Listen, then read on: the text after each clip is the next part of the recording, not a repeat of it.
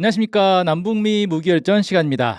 네, 오늘은 계속 비행기 얘기하다가 다시 미사일로 좀 돌아가 보려고 합니다. 극초음속 미사일에 대해서 좀 살펴보려고 해요. 최근 세계 무기 분야의 최대 화두가 바로 극초음속 미사일이죠. 그래서 지금 이란 전쟁에서도 이란이 극초음속 미사일을 이스라엘로 날려보냈다. 뭐 미국의 항공모함에 날려보냈다. 막 이런 얘기들이 나오면서 이게 사실이냐 아니냐. 이란은 극초음속 미사일을 막 쏘는데 그럼 미국은 왜 이란에 극초음속 미사일을 안 쏘지? 이스라엘은 왜 안 쏘지? 이런 이제 의문도 들죠. 그래서 이 부분을 좀 살펴보려고 합니다. 극초음속 하면은 어마어마하게 빨라 보이죠? 보통 이제 초음속이라는 게 음속을 돌파하는 걸 초음속이라고 하잖아요. 음속은 1초에 340m 뭐 이렇게 되게 빨라요. 근데 극초음속이면 여기에 한 5배, 마하 5 이상의 속도를 극초음속으로 분류를 합니다. 그러니까 극초음속 미사일이면 마하 5 이상으로 날아가면 극초음속 미사일이겠구나라고 생각할 수 있는데 아니에요. 여기 또 함정이 있습니다. 왜 그러냐면 일반적으로 탄도미사일이 대부분 마하 5 이상으로 날아가거든요. 그러니까 탄도미사일이 그럼 다 극초음속 미사일이냐? 아니죠. 그럴 거면 극초음속 미사일이란 말을 따로 지어내지는 않겠죠. 그 단거리 탄도미사일 정도 되면 이제 마하 3, 4 이렇게 날아가는 경우도 있는데 단거리 미사일 중에서도 마하 5 이상으로 날아가는 것도 있어요. 그래서 보통 탄도미사일이 대부분 마하 5 이상으로 날아가는데 그럼 극초음속 미사일로 분류를 하려면 뭐가 돼야 되느냐? 속도만 빨라서 되는 게 아니라 두 가지 조건이 더 필요합니다. 하나는 기동성. 그러니까 가다가 중간에 내가 원하는 방향으로 이렇게 자유자재로 오르락 내리락 옆으로 좌우로 갈 수 있어야 한다는 거예요. 그 다음에 지속적인 대기권 비행이라는 요소도 또 만족을 해야 된다고 합니다. 이게 이제 미국의 전략국제문제연구센터 CSIS죠. 여기에서 규정한 극초음속 미사일의 구분법이에요. 그러니까 속도, 기동성, 지속적인 대기권 비행 이렇게 3요소를 꼽는데 그러니까 탄도미사일 같은 경우는 속도는 충분히 마하 5 이상으로 나오는데 기동성과 대기권 비행이 안 돼요. 그러니까 탄도미사일은 내가 원하는 방향으로 이렇게 틀지 못하고 정해진 궤도로 그냥 쭉 날아갑니다. 그래서 탄도미사일 같은 경우는 초반에 발사되고 중간까지만 딱 보면 목표 지점이 어딘지가 다 나와요. 어디로 떨어지겠구나 궤도가 그냥 딱 정해져 있기 때문에. 그 다음에 지속적인 대기권 비행이란 건 뭐냐면 탄도미사일 같은 경우는 우주 밖으로 날아 올라갔다가 내려와서 그냥 거의 수직으로 내리꽂히는 거거든요. 그러다 보니까 대기권 비행 시간이 매우 짧죠. 근데 지속적 대기권 비행이라는 건 수평으로 이렇게 쭉 날아가야 된다는 거예요. 대기권 안에서. 우주 공간에서 날아가는 거 말고 대기권 안에서 쭉 날아가야 되는데 이런 건 이제 뭐가 있죠? 순항 미사일이 있죠. 그래서 순항 미사일 같은 경우는 기동성이 있어요. 좌우로 원하는 대로 날아갈 수 있고 대기권 안에서 수평으로 계속 비행하죠. 다만 순항 미사일은 이제 속도가 마하 5가 안 됩니다. 순항 미사일 뭐 잘해봐야 초음속 순항 미사일에서 마하 뭐 1을 좀 넘어가는 수준이 되는 거고 보통 순항 미사일은 이 아음속이라고 해가지고 마하 1 이하로 날아다녀요. 그러니까 이렇게 놓고 보면 탄도미사일의 장점과 순항미사일의 장점을 합친 게 바로 극초음속 미사일이다. 이렇게도 얘기할 수 있겠죠. 자, 그러면 이 극초음속 미사일을 왜 개발했느냐. 만들기가 되게 어려워요. 근데 굳이 만든 이유가 있습니다. 2002년에 미국의 이제 부시 대통령이 탄도탄 요격 미사일 조약, ABM 조약이라고 하죠. 이걸 파기를 해버렸습니다. 그러니까 미국을 비롯한 여러 나라가 탄도미사일을 요격하는 미사일을 이제 만들면 되는 상황이 돼버렸어요. 그러니까 이걸 제한하는 조약이 없어져 버렸기 때문에. 그래서 탄도미사일 요격 기술 그때부터 이제 막 그 패트리어트니 사드니 막 이런 것들을 개발했을 거 아니에요. SM3 뭐 이런 것들을 개발을 하니까 공격자 입장에서는 이 요격 미사일을 피하는 미사일을 또 만들어야 될 거 아니에요. 그래서 요격 미사일을 회피하는 기술을 연구를 하다 보니까 어떻게 됐느냐. 일단 더 빨리 날아가야겠다. 속도가 빠르면 빠를수록 요격이 어렵겠죠. 근데 이와 관련해서 오해하고 있는 사람들이 좀 있어요. 예를 들어 미사일의 속도가 마하 5면 요격 미사일은 그것보다 더 빨라야 된다. 마하 6. 뭐 이렇게 돼야 요격할 수 있다고 생각하는데 그건 미사일을 쫓아가서 이렇게 날아가는 미사일을 쫓아가서 맞출 때나 해당되는데 실제 요격 미사일이 그런 식으로 요격하지 않거든요. 내려오는 미사일을 맞받아 나가서 비스듬히 가서 맞추는 게 기본이기 때문에 원래 미사일보다 더 빠를 필요는 없어요. 하지만 빠를수록 좋죠. 이걸 이제 얼른 쫓아가서 맞춰야 되니까. 이게 요격 미사일이 왜 어렵냐면 날아오는 미사일을 처음부터 대기하고 있다가 잘 준비해서 쏘는 게 아니라 중간에 어디서부턴가 레이더에 포착되면 그때부터 부랴부랴 준비해가지고 쏴야 되는데 이게 날아오는데 미사일이 엄청 빠르기 때문에 뭐 마하 5 이상이잖아요. 엄청 빠르기 때문에 발견하고 도착까지 몇 분 안 걸려요. 거리가 짧으면 심지어 몇 초 안에 그냥 끝나버린단 말이에요. 그렇기 때문에 발견하자마자 바로 궤도 추적해가지고 바로 쏴가지고 바로 맞춰야 되는. 그리고 이게 요격 미사일이 느리면 못 맞출 거 아니에요. 빨리 가서 맞춰야 되니까. 그래서 이제 요격 미사일이 좀 빨라야 되긴 하는데 어쨌든 이 내 미사일이 빠르면 요격 미사일을 회피할 가능성이 훨씬 높아지겠죠. 그 다음에 두 번째는 경로를 바꿀 수 있어야겠다. 정해진 궤도로 가버리면 얘가 발사 단계에서 포착이 되면 그걸로 그냥 끝인 거예요. 아, 얘는 어디로 날라온다. 그러면 대기하고 있다가 딱 쏴가지고 맞춰버릴 수 있으니까. 그래서 내려가다가 갑자기 궤도를 틀어가지고 엉뚱한 데로 간다거나 이런 식으로 할 수 있어야 요격을 피할 수 있겠구나라는 게 되는 거죠. 자, 그 다음에 마지막으로 레이더에 최대한 늦게 걸리는 게 좋다. 발사 순간부터 포착돼 버리면 이거 상당히 불리하단 말이에요. 막판에 딱 포착이 돼야 맞추기 어렵겠죠.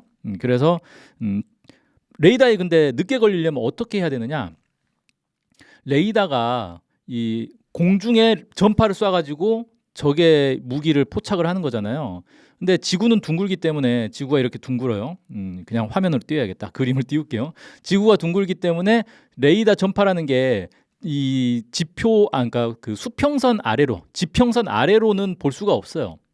지평선 아래로 볼 수 없다는 얘기는 멀리서 날아오기 시작하는 건 못 보는데 이게 높이 뜨면은 지평선 위로 이제 전파가 딱 닿는 곳까지 올라가는 거잖아요. 그래서 이 미사일이 되도록이면 높이 뜨지 않고 낮게 날아와야 된다라는 거예요. 그래서 지속적인 대기권 내 비행이라는 의미가 그 의미입니다. 우주 공간에서 날아다니면 멀리서도 금방 찾을 수가 있는데 이 지표면에 딱 붙어가지고 날아다니면 레이더로 찾기가 좀 어렵다라는 거죠. 그리고 레이더가 아니라 그러면 인공위성이 포착할 수도 있지 않냐라고 생각할 수도 있는데 인공위성이 레이더를 쏴가지고 이렇게 포착하는 개념이 아니고 인공위성 보통 이제 뭐 적외선 탐지라든지 아니면 그 가시광선 탐지 뭐 이런 것들을 하는데 이게 저공 비행을 하면은 배경 산란 때문에 감지가 잘 안 되는 그런 특징이 있다 그래요. 그래서 정찰 위성에도 안 걸리려면 낮게 나는 게 좋다. 뭐 이렇게 볼 수 있겠죠. 자, 여기서 한 가지만 얘기를 하자면 러시아의 극초음속 미사일 중에서 킨잘이라는 미사일이 있어요. 이 킨잘은 정확하게 엄밀하게 말하면 극초음속 미사일이라고 부를 수가 없는데 왜 그러냐면 킨잘이 원래는 이스칸데르 미사일이에요. 이스칸데르 지대지 미사일, 중거리 미사일이죠. 근데 이 이스칸데르 미사일을 개조를 해가지고 비행기에다 그냥 탑재를 해버린 거예요. 그러니까 탄도 미사일을 공대지 미사일로 바꾼 최초의 경우다 뭐 이렇게 얘기를 하는데 그래서 비행기에 싣고 가다가 얘를 발사를 하는 거예요. 그렇기 때문에 이건 그냥 탄도 미사일하고 똑같습니다. 발사를 공중에서 한다는 것밖에 차이가 없어요. 그러니까 경로를 바꾸지를 못하기 때문에 엄밀한 의미에서는 극초음속 미사일이 아니다. 뭐 이렇게 분류를 할 수 있습니다. 그래서 제가 이제 그 화면에 띄워드리면 여러 가지 미사일의 궤적들이 좀 나오잖아요. 맨 위에 있는 게 발리스틱. 이건 이제 일반적인 탄도 미사일이에요. 탄도 미사일이고 그다음에 그 밑으로 내려온 게 MARV라고 있죠. 이건 뭐냐면은 탄도 미사일처럼 날아가는데 얘가 하강 단계에서 비행을 좀 할 수 있어요. 그러니까 개별 어떤 목표를 향해서 방향을 틀어가면서 기동성 있게 비행을 할 수 있는 그런 이제 미사일이 있습니다. 그걸 이제 MARV라고 하는데 이게 예를 들면 대륙간 탄도 미사일의 탄두를 이런 식으로 만들기도 하죠. 다탄두로 만들어가지고 이 각 탄두들이 나중에 가면은 수평 비행을 하면서 목표를 찾아갈 수 있게 이렇게 이제 개발을 하기도 합니다. 그 밑으로 나온 게 뭡니까? 노란색 이 이제 포브스라고 해서 얘는 인공위성 궤도를 타고 그냥 지구 위를 타원 궤도로 도는 거예요. 그러다가 필요한 곳에서 이제 밑으로 내려가기 시작해서 맞추는 거죠. 자, 이런 것들은 그 탄도 미사일, MARV, 포브스 이런 것들은 그 레이더로 멀리서부터 이제 잡히죠. 왜냐하면 우주 공간을 날아다니기 때문에 레이더에 금방 이제 포착이 된다는 거예요. 그래서 이것보다 더 낮게 날아가는 게 뭔가 봤더니 HGV라고 해서 HGV가 극초음속 미사일입니다. 그 밑에 HCM이라고 된 것도 극초음속 미사일이고요. 극초음속 미사일이 두 개가 있죠. 이게 이제 뭔지 이따가 설명을 해드리겠습니다. 하나는 HGV는 극초음속 활공체라고 하고 HCM은 극초음속 순항 미사일이다. 뭐 이렇게 보시면 돼요. 그러니까 H가 극초음속 하이퍼소닉이고요. G는 글라이더, B는 비클이겠죠. 그 다음에 CM은 이제 순항 미사일, 크루즈 미사일 이렇게 됩니다. 극초음속 활공체라는 건 뭐냐? 글라이더예요, 글라이더. 글라이더가 뭐죠? 동력 없는 비행기라고 하긴 좀 그렇다. 우리 이제 흔히 행글라이더 생각을 많이 하는데 행글라이더 말고 글라이더는 뭐냐면 비행기하고 똑같이 생겼는데 엔진이 없어요, 얘는. 그럼 어떻게 날아가느냐? 처음에 누가 던져주는 거예요. 지상에서 이렇게 던져주든지 아니면 다른 비행기에 끈으로 연결해가지고 다른 비행기에서 이렇게 쭉 초반에 날다가 이렇게 딱 끈을 이제 끊어서 지 혼자 날아가게. 그럼 얘는 어떻게 합니까? 활강을 하죠. 활강이란 건 뭐냐면 공기를 타고 바람을 타고 천천히 내려가는 거예요. 그래서 땅에 딱 닿는. 그래서 꽤 멀리 날아갑니다. 이게 글라이더가 엔진이 없으니까 추진력이 없으니까 많이 못 갈 것처럼 생각되는데 얘가 상승기류 타면은 진짜 멀리까지 날아갈 수가 있어요. 이게 이제 극초음속 미사일을 개발할 때도 이걸 이제 활용을 해가지고 일단 이 로켓에다가 이 활공체를 탑재를 해가지고 우주 공간까지 가면은 이제 레이더에 빨리 포착되니까 그 전에 우주 공간에 다다르기 전에 분리를 해가지고 얘를 이제 활강을 시키는 거예요. 그러면 얘가 이제 서서히 내려가면서 쭉 멀리까지 날아갈 수 있다라는 거죠. 이때 속도가 마하 5 이상으로 상당히 빠르게 날아갈 수 있다고 그래요. 그러니까 상상을 해보면 글라이더, 추진력도 없는 글라이더인데 마하 5 이상으로 빠르다는 건 그 전에 더 빠른 속도로 던졌다는 거잖아요. 그러니까 쭉 날아가면서 공기 저항 때문에 서서히 속도가 줄어드는데도 마하 5 이상을 계속 유지 한다는 건데 이게 되게 어렵겠죠. 공기 저항을 어쨌든 최소로 받아야 될 거 아니에요. 공기 저항이 있는데도 극초음속을 유지하는 것도 되게 어려운 기술이겠죠. 그래서 그 디자인을 어떻게 하느냐 이런 게 되게 중요하겠고, 그 다음에 마찰이 엄청나게 발생할 거 아니에요. 마하 5 이상이면은 공기 분자들의 충돌 때문에 엄청난 열이 발생해요. 표면 온도가 2000도까지 올라간다 그래요. 그러니까 그 뜨거운 고열을 견뎌야 되는 그런 재료, 기술이 또 필요하겠죠. 그 다음에 표면 온도가 2000도까지 올라가면 어떻게 되냐면 여기 부딪히는 공기 분자들이 분해가 돼가지고 플라즈마로 형태로 분해가 돼버려요. 그럼 플라즈마 형태로 분해된다는 거는 플라즈마가 이온 상태이기 때문에 이게 전파 교란을 해요. 전자파 교란을 하기 때문에 이게 이제 극초음속 활공체도 센서들이 이제 다 있단 말이에요. 그래서 이 자기가 원하는 방향으로 이렇게 찾아가야 되는 거잖아요. 이런 플라즈마 영향을 받지 않는 센서 기술을 만드는 것도 좀 필요하다. 그 다음에 극초음속 상태에서 자세와 방향을 제어하는 기술, 이게 진짜 어렵습니다. 어떻게 해야, 이게 너무 빨리 날아가는 속에서 약간만 방향을 틀어도 얘가 그냥 그 튕겨져 나가버릴 수도 있는 거거든요. 그래서 이런 것들을 생각하면은 매우 높은 수준의 과학기술력이 있어야만이 이 극초음속 미사일을 개발할 수 있다라고 결론 내릴 수 있겠죠. 그래서 지금 극초음속 활공체를 어느 나라가 개발했느냐라고 보면은 실전 배치한 나라는 4개 나라가 있습니다. 중국, 러시아, 이란, 북한, 이렇게 4개 나라가 실전 배치를 했어요. 중국은 이제 DF, 둥펑이죠. DF, ZF 라는 극초음속 활공체가 있어요.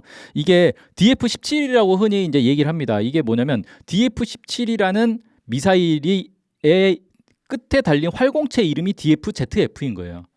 그렇고 그 다음에 러시아 같은 경우는 이제 아방가르드라는 극초음속 활공체가 있습니다.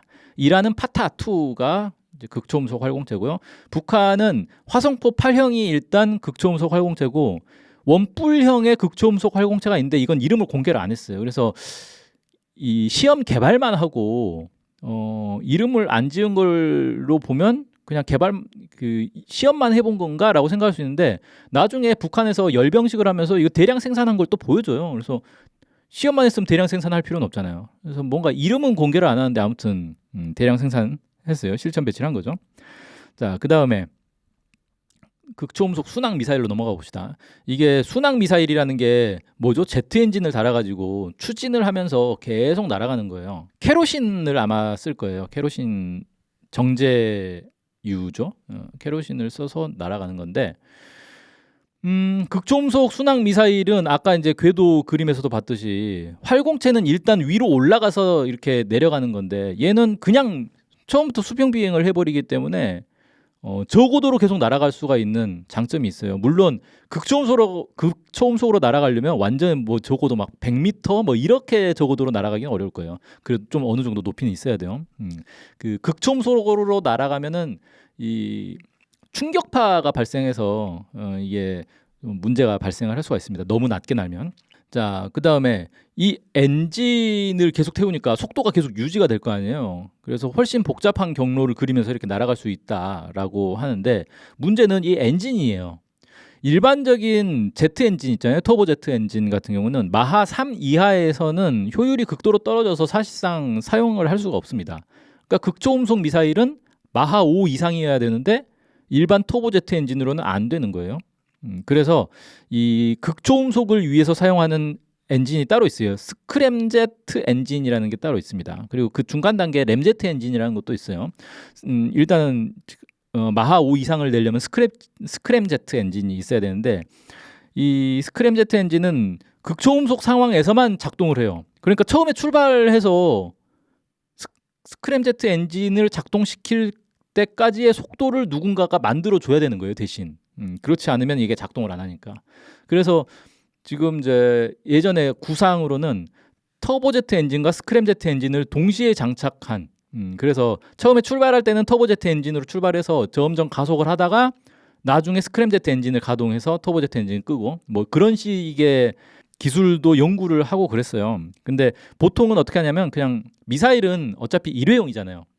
한번 출발하면 그냥 목적지로 날아가서 터지고 끝나는 거니까 일회용이니까 값비싼 터보제트 엔진을 달기는 좀 그렇고 로켓을 그냥 달아버립니다. 그래서 처음에는 로켓으로 속도를 낸 다음에 그 다음에는 스크램제트 엔진을 가동해가지고 계속 날아가는 그런 방식으로 이제 개발을 합니다.